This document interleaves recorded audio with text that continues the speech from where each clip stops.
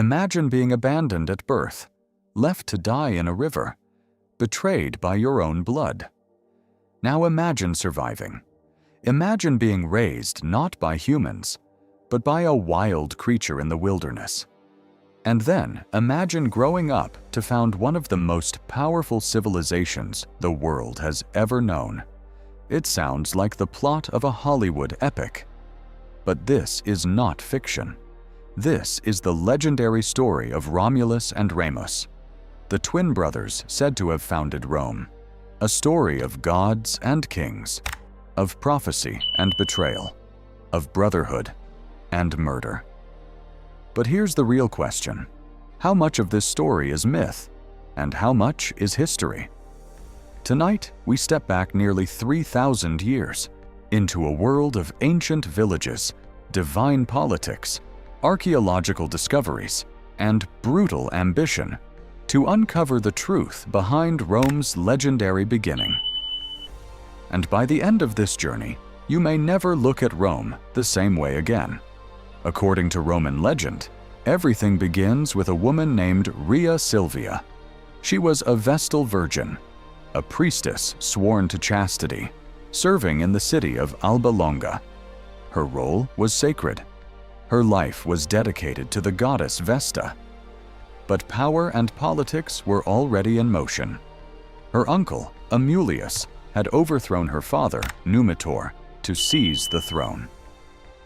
To secure his rule, Amulius forced Rhea Silvia into priesthood, ensuring she would never have children who could challenge his authority. But fate intervened. Rhea Silvia claimed that she had been visited by Mars, the god of war. Whether divine encounter or political cover story, she gave birth to twin boys, Romulus and Remus. And that was a problem. The twins represented a threat to Amulius's stolen throne, so he ordered the unthinkable. The babies were to be drowned in the Tiber River. But destiny had other plans. The servants tasked with killing the twins could not bring themselves to do it. Instead of drowning them, they left the babies in a basket along the riverbank, trusting the current to carry them away. The river flooded. The basket drifted, but instead of washing out to sea, it became trapped near the base of the Palatine Hill. And that is where the story takes its most famous turn. A she-wolf discovered the crying infants. Rather than devouring them, she nursed them. In Latin, the word lupa means wolf, but it can also mean prostitute. Some scholars believe the wolf may symbolize something else entirely, but in legend, she is a literal wolf. She feeds them, protects them, keeps them alive. Later, a shepherd named Faustulus discovers the twins and takes them home, raising them with his wife as their own children. From abandonment to survival, from helplessness to strength. Now let's pause, because this is where mythology meets archaeology. Long before Rome became an empire, the area along the Tiber River was a cluster of small settlements. Archaeologists have found evidence of huts and villages on the Palatine Hill dating back to around 1000 BCE. These were not cities of marble. They were simple communities, mud brick huts, livestock pens, farmland, and trading routes. The Tiber River was critical. It allowed trade inland while still offering protection from sea invasions. Rome did not appear overnight.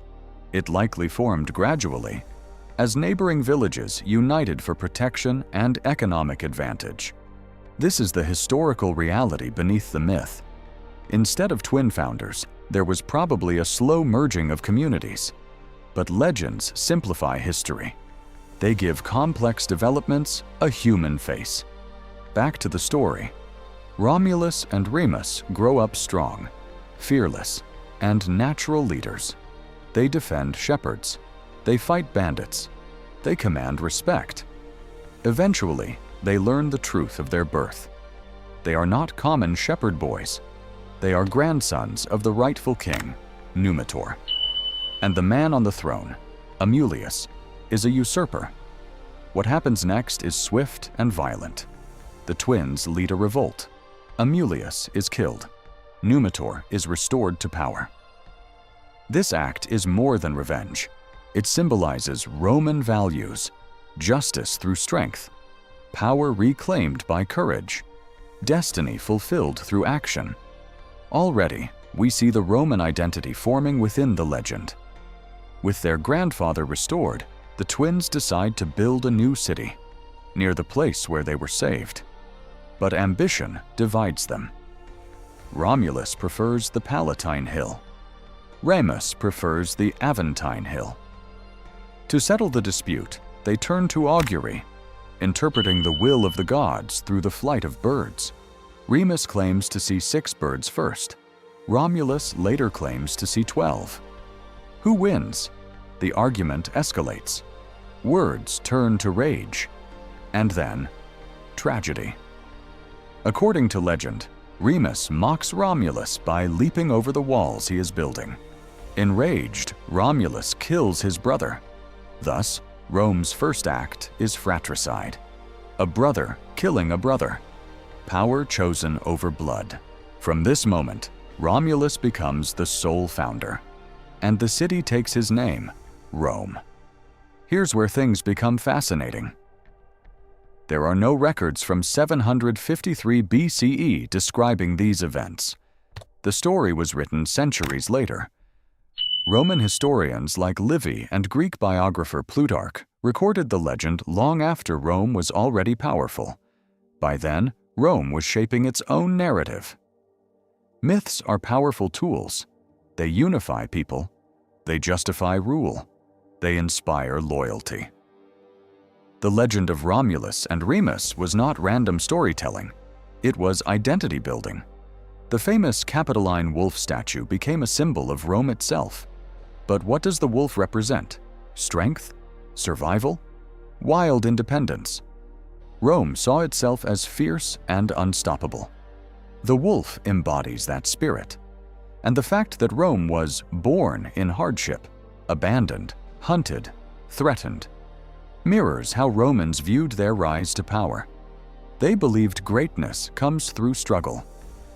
According to tradition, Romulus ruled as Rome's first king. He organized the army. He created political institutions.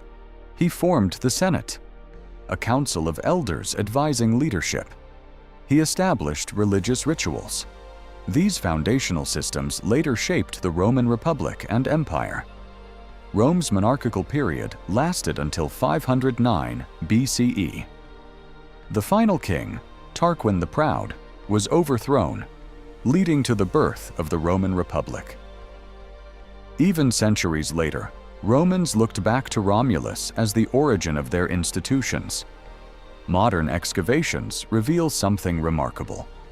On the Palatine Hill, archaeologists have found defensive walls and settlement remains dating close to the traditional founding date of 753 BCE. That date, April 21st, 753 BCE, may not mark a single dramatic event. It may have been symbolic. April 21st coincided with the festival of Perilia, a pastoral celebration. Linking Rome's birth to an agricultural festival reinforced its humble origins. History was layered with symbolism. Centuries later, the poet Virgil wrote the epic Aeneid. In it, he connected Rome's origins to the Trojan hero Aeneas. This gave Rome divine and heroic ancestry, stretching back to the fall of Troy. The message was clear. Rome was destined, chosen, protected by the gods. Even if Romulus and Remus never lived, their story shaped a civilization. It taught Romans, leadership requires strength. Destiny justifies struggle. Power must be defended. Unity can rise from conflict. The legend explained Rome's aggression, expansion, and resilience. It also acknowledged a dark truth. Ambition has a cost. Rome was born in blood, and it would conquer through blood. The story of Romulus and Remus reminds us that myths are not simply lies. They are reflections of what societies value most. Archaeology gives us facts. Myths give us meaning. Behind every empire is a story, sometimes larger than life. Rome's story begins not with marble columns or legions marching, but with two abandoned children, a river, a wolf, and a choice between brotherhood and power. Romulus and Remus may never have walked the hills of ancient Italy, but their legend still walks with us, through literature, through art, through the very name of Rome. Because sometimes the most powerful foundations are not made of stone, they're made of stories, and behind the empire of iron and fire lies a wolf in the shadows.